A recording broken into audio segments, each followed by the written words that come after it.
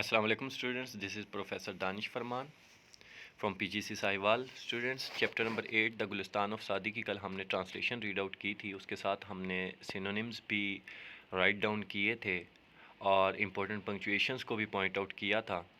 आज हम कंटिन्यू करेंगे उस लेक्चर के सेकंड पार्ट और लास्ट पार्ट को, जिसमें हम उसकी एक्सरसाइज डिस्कस करेंगे. अगर आपने इसकी ट्रांसलेशन और सिनोनिम्स अभी तक नहीं लिखे तो आप ये स्क्रीन पे देख रहे हैं, ये आप लास्ट वीडियो को वॉच करें और उसमें से ये तमाम आप राइट डाउन करें और अपने पास बुक पे नोट कर लें. जी, इसमें मुख्तलिफ क्वेश्चंस हैं. How did the slave react when the boat cot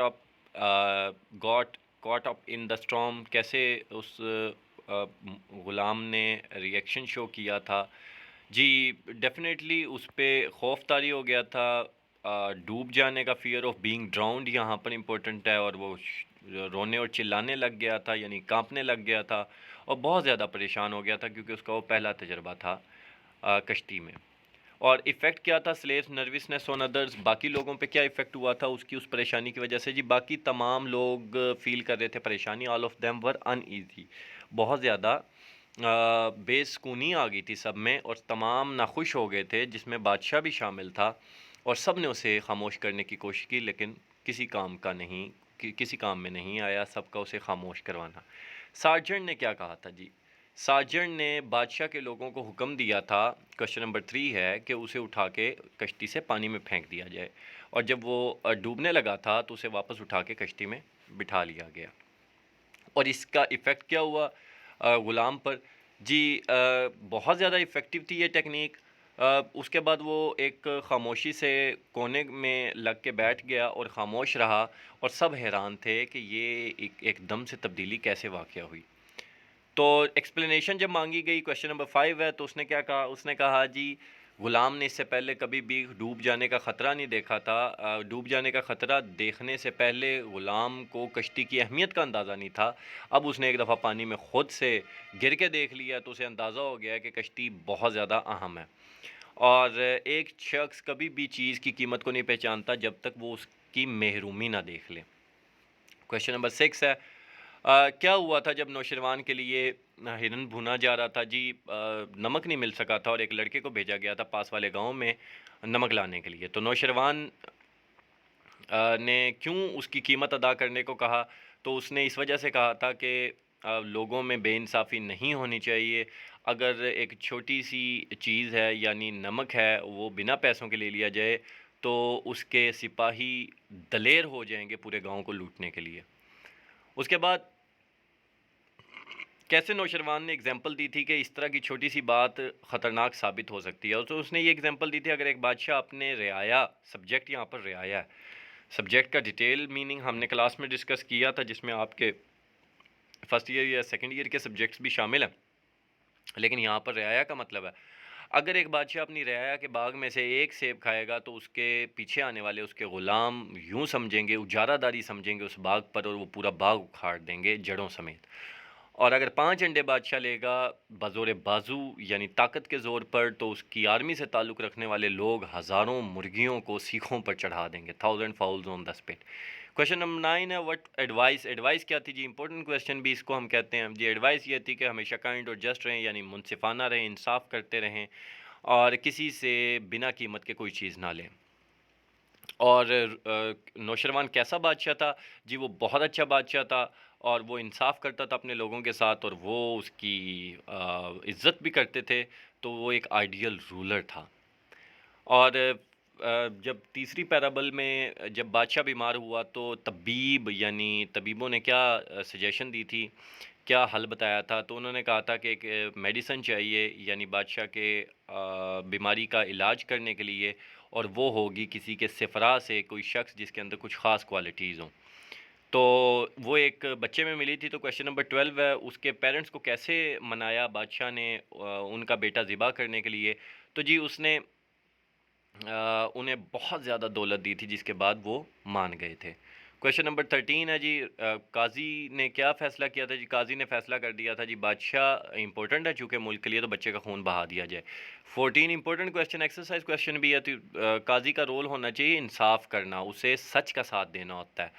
اور پوری طرح منصفانہ فیصلے ہونے چاہیے، اور اسے کمزور کی مدد کرنی چاہیے۔ وہاں پر کمزور کو تہے تیگ یعنی چھری کے نیچے لانے کا آرڈر دے دیا گیا تھا۔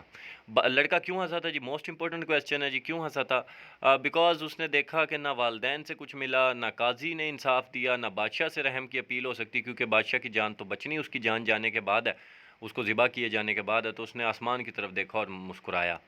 تو بادشاہ نے پوچھا تو اس نے کیا کہا جی؟ اس نے کہا جی وہ ایک بچہ جو ہے اپنے پیرنٹس سے محبت کی امید رکھتا ہے، اگر وہ نہ دے سکیں تو وہ قاضی کے پاس انصاف لینے آتا ہے، لیکن اس کیس میں دونوں ہی ناکام رہے، اور آپ کی جان تو ہے ہی میری وجہ سے بچنی ہے، تو مجھے اللہ کے علاوہ کوئی شیلٹر یعنی محفوظ پناہ گاہ نظر نہیں آتی۔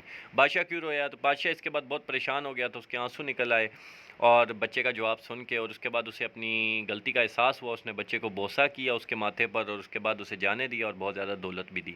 تو کویشچن نمبر 18، اللہ تعالیٰ کی مرضی تھی کہ بادشاہ ایک ہی ہفتے میں ریکور ہو گیا جب اس نے اس بچے پر رحم کیا۔ اور سعدی کی پیرابلز پڑھنے کے بعد آپ پر کیا اثر ہوتا ہے جی؟ وہ پوری طرح عقل و دانش سے بھرپور ہیں، اور انسان کی اخلاقی اقدار کو بہتر بناتی ہیں۔ تو وہ ایک ٹیچر ہے اور ہمیشہ کے دور میں ہے۔ تو ووکیبلری کی جہاں تک بچوں بات کریں، یہاں پر پرپیچولی یا مینز ہمیشہ کے لیے، ایٹرنلی بائبلز ہولی بکس کو کہتے ہیں، پیرابلز کہانیوں کو کہتے ہیں، سٹوریز ہے اس کا آپشن، ایپٹلی ایڈیکویٹلی کو کہتے ہیں، فٹلی بھی ہوتا ہے FITLY، اور کیلامٹی مس فارچون ہوتا ہے بدقسمتی، ٹاسنگ ہلنے لگ جانا، شیکنگ کو کہتے ہیں ہچکولے کھانے لگ جانا، انکنوینئنٹ مینز ان ایزی، بے سکونی، پیسیفائی مینز خاموش کروا دینا، اور لاسٹڈ مینز کنٹینیوڈ، ریمینڈ ایک چیز چلتی جائے، سٹرڈ مینز بیک پارٹ کو کہتے ہیں دمبالا کہتے ہیں، کمپریہینڈ انڈرسٹینڈ کو کہتے ہیں سمجھ کو کہتے ہیں، ٹرائفلنگ آرڈنری عام معمولی، اور اوپریشن پرسیکیوشن ظلم کو کہتے ہیں، اسپٹ راڈ کو کہتے ہیں سیخ۔ ویسے spat chapter number 5 page 2 line number 2-3 میں آیا اولڈ بکس میں، جو پیٹرن ہے اس جگہ اسپٹ میں مسٹر ہیوبرٹ ایک سائڈ پہ اسپٹ کرتا ہے، یعنی وہ قسم اٹھانے کے لیے تھوکتا ہے۔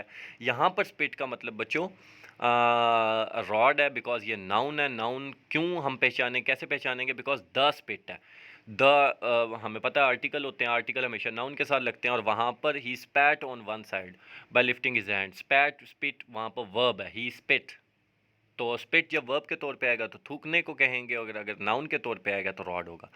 ٹائرنٹ اوپریسر کو کہتے ہیں ظالم کو، ابائڈز ریمینز رہتی ہے، کرس یہاں پر لعنت ملامت کے لیے ہے 16 نمبر آپشن میں، 17 میں وینش ڈس اپیئر گم ہو جانا، 18 میں سمنڈ کالڈ بلاوا بھیجنا، ڈیکری آرڈرز کو کہتے ہیں فرمان حکم نامہ، آلٹر قربان گاہ کو کہتے ہیں سلاٹر، نیچے جو ورڈ آ رہا ہے یہ آلٹر کا سینونیم ہو سکتا ہے، 20 اور 21 والے ورڈ انڈرلائنڈ آپس میں بھی سینونیم ہے۔ اور سلاٹر کل کرنے کو یہاں پر ورب کے طور پہ جب آئے گا تو کل کرنا ہوگا، اگر ناؤن کے طور پہ آئے گا تو آلٹر ہو جائے گا۔ ٹو کے ساتھ ورب کی فرسٹ فارم لگتی ہے، to slaughter means to kill, اور اگر ٹو دا سلاٹر یا آلٹر ہوتا تو قربان گاہ۔ 22 پہ افیکشن ہے، افیکشن مینز لو، آپ کے پیرو ورڈز میں بھی افیکشن اور افیکٹیشن آتا ہے۔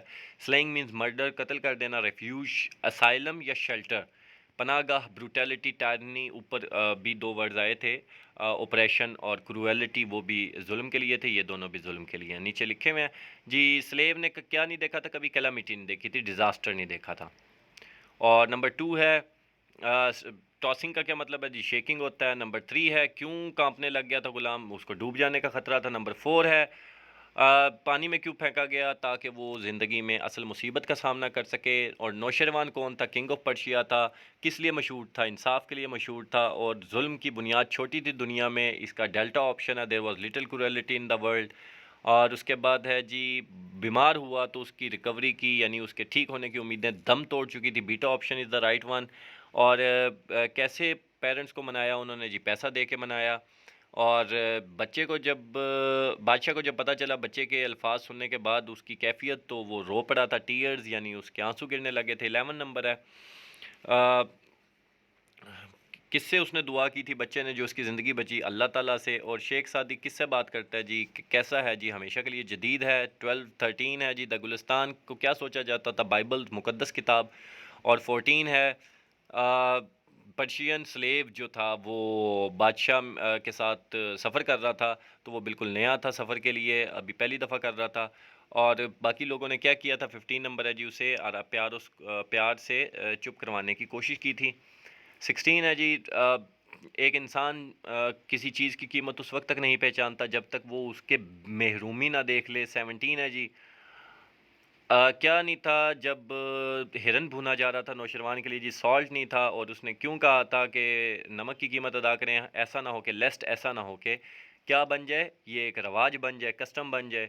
اور کیوں قاضی نے حکم جاری کیا تھا اس کو مارنے کے لیے، بادشاہ کی صحت بچانے کے لیے۔ اور جب سب تیار تھا، لڑکے نے کیا کیا جی، آسمان کی طرف دیکھ کے مسکرایا تھا۔ 21 ہے جی، لاسٹ ہے، کیا دیا تھا بچے کو انہوں نے جی، دولت دی تھی، اور اس کے بعد بادشاہ کتنے دنوں میں ٹھیک ہو گیا تھا جی، 1 ویک میں